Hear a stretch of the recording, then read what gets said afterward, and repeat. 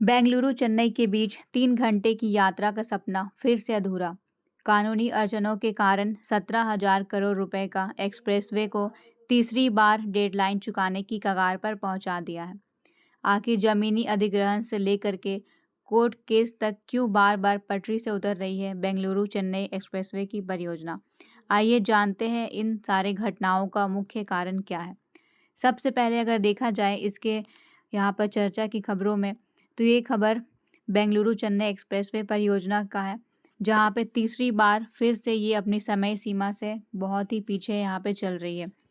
सरकार का लक्ष्य था कि इस परियोजना को जल्दी से यहाँ पे पूरा किया जाए ताकि दोनों महानगरों के बीच का जो यहाँ पे यात्रा का समय है वो कम हो सके, लेकिन कुछ कानूनी विवाद और कुछ यहाँ पे भूमि अधिग्रहण जैसी समस्याएं हैं, साथ में कुछ प्रशासनिक चुनौतियां भी यहाँ पे सामने आ रही है, जिसके कारण ये परियोजना जो है ये अपने निर्माण कार्य में यहाँ पे देरी यहाँ पे कर रही है। वर्तमान में अगर देखा जाए तो ये राष्ट्रीय स्तर पर एक चर्चा का विषय बन चुका है। बेंगलुरु चेन्नई एक्सप्रेसवे परियोजना आखिर में क्या है, इसका लक्ष्य क्या है और इसे सरकार क्यों लाना चाहती है। सबसे पहले देखा जाए तो ये एक आधुनिक एसेस कंट्रोल एक्सप्रेसवे है। ये अगर देखा जाए इसके अर्थ के बारे में, तो ये हर जगह प्रवेश यहाँ पे नहीं मिलेगा। केवल निर्धारित इंटरचेंज से ही यहाँ पे वाहन का प्रवेश हो सकता है या फिर निकास जो है वो कर सकेंगे। इससे यहाँ पे ट्रैफिक जो है और यहाँ पे सुरक्षा को लेकर के यहाँ पे इसे लाया गया था। यह एक्सप्रेसवे बेंगलुरु आंध्र प्रदेश चेन्नई को यहाँ पे सीधे जोड़ेगा। परियोजना का अगर मुख्य विशेषताएं देखा जाए तो सबसे पहले इसकी लंबाई यहाँ पे 263 यहाँ पे किलोमीटर का है। इसकी लाइन को देखा जाए तो ये 4 लाइन की है, लेकिन यहाँ पे भविष्य में ऐसा संभव बनाया गया है कि 8 लाइन तक भी हो सकता है। राज्यों में देखा जाए तो ये कर्नाटक, आंध्र प्रदेश, तमिलनाडु में ये यहाँ पे तीनों यहाँ पे राज्यों को जोड़ेगा। निर्माण यहाँ पे जो एजेंसी है वो है NHAI। प्रकार की अगर बात करें तो ये एसएस कंट्रोल्ड एक्सप्रेसवे है, जिसमें सीमित प्रवेश वाला एक्सप्रेसवे यहाँ पे शामिल है। इस परियोजना का उद्देश्य अगर देखा जाए तो ये इसका सबसे बड़ा उद्देश्य है बेंगलुरु और चेन्नई के बीच का जो यात्रा है उसे यहाँ पे तेज बनाना, यात्रा का दबाव को यहाँ पे कम करना है, उनके बीच का जो यहाँ पे समय सीमा है उसे भी यहाँ पे कम करना है। साथ में व्यापार और उद्योग को बढ़ावा देने का भी उद्देश्य इसमें शामिल है। लॉजिस्टिक लागत को भी यहाँ पे कम करना है।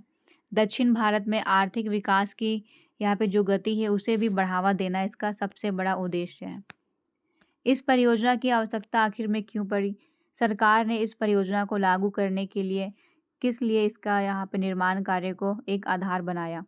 सबसे पहले यहाँ पे देखा जाए तो बेंगलुरु और चेन्नई के बीच का यहाँ पे जो रिलेशन है वो यहाँ पे भारी ट्रैफिक, मालवाहक वाहनों की भीड़, दुर्घटनाओं का खतरा और सबसे ज़्यादा यहाँ पे जो यात्रा का समय है वो यहाँ पे बहुत बड़ी समस्या के रूप में सामने आई थी। भारत सरकार चाहती थी कि लोगों का समय बचे, व्यापार बढ़े, ईंधन की बचत हो, आर्थिक गतिविधियां तेज हो, और इसी उद्देश्य से उन्होंने इस एक्सप्रेसवे की योजना को यहाँ पे बनाने का अपना एक यहाँ पे जो सूचना है उसे दिया और इस योजना को लोगों के समक्ष में रखा। यात्रा समय में यहाँ पे बदलाव देखने को मिलेगा इस परियोजना के तहत। पहले यहाँ पर देखा जाए तो बेंगलुरु से चेन्नई पहुँचने में लगभग यहाँ पर 6 से 7 घंटे का समय लगता था। कभी कभी ये 8 घंटे तक भी पहुँच जाता था जब अगर किसी तरह का जाम मिल जाए तो। एक्सप्रेसवे बनने के बाद ये जो समय सीमा है ये यहाँ पर 3 से 4 घंटे में ही यहाँ पे पूरी हो जाएगी और यहाँ पे लाभ हमें ये होगा कि समय की बचत होगी, ईंधन की भी बचत होगी और यहाँ पे कम थकान और तेज परिवहन जो है वो हमें मिल पाएगा। तो ये एक बहुत ही ज़्यादा यहाँ पे सकारात्मक प्रभाव देखने को हमें मिल सकता था, लेकिन ये परियोजना अभी पूरे तरीके से सफल नहीं हो पाया है। परियोजना में देरी यहाँ पे देखने को मिली है, तो आखिर में इसका कारण क्या है? सबसे पहले इसका कारण देखा जाए तो ये कानूनी विवाद से है। कुछ भूमि मालिकों और यहाँ पे कुछ सरकारी एजेंसियों के बीच में मुआवजे को लेकर के, भूमि अधिग्रहण को लेकर के विवाद उत्पन्न हुए हैं और कई मामलों में न्यायालय में भी सुनवाई यहाँ पे चल रही है, जिससे कि ये विवाद जो है ये अभी तक रुक चुका है और यहाँ पे ये परियोजना का निर्माण कार्य भी यहाँ पे देरी से चल रहा है। अगला अगर इसका कारण देखा जाए तो वो है भूमि का अधिग्रहण। हजारों एकड़ जमीन अधिग्रहित करनी पड़ी। कई किसानों और स्थानीय लोगों ने मुआवजे को लेकर के भी यहाँ पे आपत्ति जताई थी और इन आपत्तियों के वजह से ये परियोजना अपने जो लक्ष्य है उसे पूरी नहीं कर पा रही है। ठेकेदारों की वित्तीय समस्याएं भी इसका एक बहुत ही बड़ा कारण है, क्योंकि कुछ पैकेजों में निर्माण करने की यहाँ पे कंपनियों को वित्तीय कठिनाइयों का सामना करना पड़ा, जिससे यहाँ पे काम धीमी गति से हुई थी। कुछ यहाँ पे पर्यावरण भी यहाँ पे अपने प्रभाव को डाल रही है। वन्य यहाँ पे स्वीकृतियाँ या फिर बिजली लाइन का हस्तांतरण देखा जाए, कठिन चट्टानों की खुदाई, मौसम संबंधी समस्याएं, ये सारे यहाँ पे इस परियोजनाओं को यहाँ पे बाधा डाल रही है। इन परियोजनाओं का कुछ यहाँ पे आर्थिक महत्व भी हमें यहाँ पे मिलेगा, जैसे कि उद्योगों को यहाँ पे लाभ होगा। बेंगलुरु आईटी और यहाँ पे स्टार्टअप हब है और इस परियोजना के वजह से उद्योग यहाँ पे विकसित होंगे। उद्योगों में यहाँ पे जो निर्माण कार्य है उसमें भी गति मिल पाएगी। चेन्नई ऑटोमोबाइल और बंदरगाह यहाँ पे देखा जाए तो उसके लिए बहुत ही फेमस है, उसका एक प्रमुख केंद्र है, तो व्यापार में यहाँ पे वृद्धि भी होगी। सामान तेजी से आ पाएगा, एक स्थान से दूसरे स्थान तक पहुँचेगा और परिवहन लागत भी कम होगी। निवेश और रोजगार में भी यहाँ पे अवसर देखने को मिलेगा। तो इस प्रकार हमारे अर्थव्यवस्था पर इसका सकारात्मक प्रभाव पड़ेगा और हमारे जीडीपी पर भी इसका सकारात्मक प्रभाव पड़ेगा। इन परियोजनाओं के कारण किसानों को भी लाभ यहाँ पे मिल सकता है, जैसे कि एक्सप्रेसवे का लाभ केवल उद्योगों को यहाँ पे दिखाया गया है, लेकिन केवल उद्योग को ही नहीं बल्कि ये एक किसान को भी बहुत ही सुविधाजनक लाभ यहाँ पे देगा। जैसे फल और सब्जियाँ जल्दी बाजार पहुँचेगी।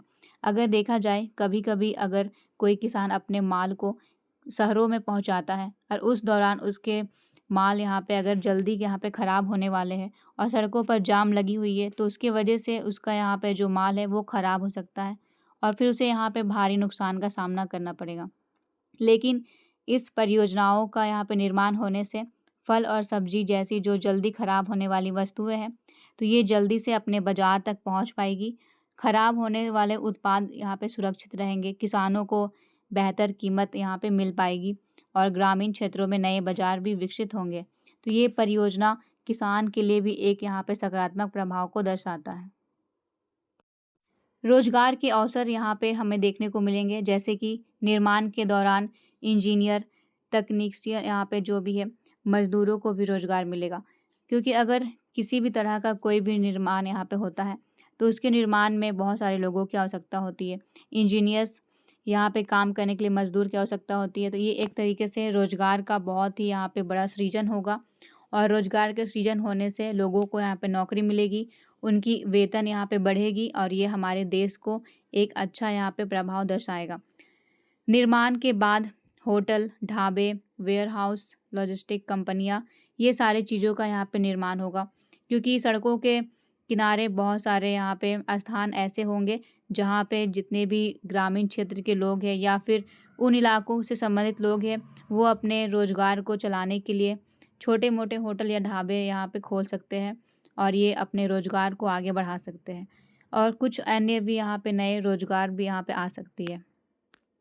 सरकार का अगर दृष्टिकोण देखा जाए तो सरकार का मानना है कि ये परियोजना राष्ट्रीय महत्व की है, क्योंकि इससे यहाँ पे आर्थिक विकास होगा और जब आर्थिक विकास होगा तो हमारे देश का भी विकास होगा और हमारे जो यहाँ पे जीडीपी है उसको भी यहाँ पे देखने को मिलेगा कि किस तरीके से वो अपने यहाँ पे सकारात्मक प्रभाव को दर्शाती है। दक्षिण भारत की यहाँ पे कनेक्टिविटी जो है वो मजबूत होगी। यहाँ पर सरकार ने कुछ अधिकारियों को लंबित विवाद जल्द सुलझाने का यहाँ पे निर्देश भी दिया है, ताकि ये परियोजना जल्दी से अपनी यहाँ पे सफलता को प्राप्त कर सके और जो कनेक्टिविटी है वो यहाँ पे मिले, ताकि हमारे देश में आर्थिक और यहाँ पर जो भी ट्रैफिक से संबंधित यहाँ पे लाभ है वो सारे लोगों को मिल सके और एक तरीके से ये अपना एक सकारात्मक प्रभाव दिखाए यहाँ पे। वर्तमान में भी कुछ अगर इसकी स्थिति को देखा जाए तो ये कर्नाटक का अधिकांश भाग यहाँ पे लगभग तैयार हो चुका है। आंध्र प्रदेश में भी काफ़ी यहाँ पे काम पूरा हो चुका है। तमिलनाडु के यहाँ पे कुछ हिस्से हैं जिसमें कानूनी और तकनीकी बाधाओं के कारण यहाँ पे अभी कुछ समस्याएं पैदा हो रही है, लेकिन इस कारण से परियोजना पूरी तरीके से यहाँ पे शुरू नहीं हो पा रही है। तो अगर देखा जाए तो इस परियोजना को अगर सही तरीके से शुरू करना है तो पहले यहाँ पे कानूनी और जो तकनीकी बाधाएं हैं उसे यहाँ पे दूर करना होगा, ताकि ये अपनी जो भी यहाँ पे आगे बढ़ने की यहाँ पे जो परियोजना का निर्देश यहाँ पे दिया गया है सरकार के द्वारा, तो वो पूरा हो सके।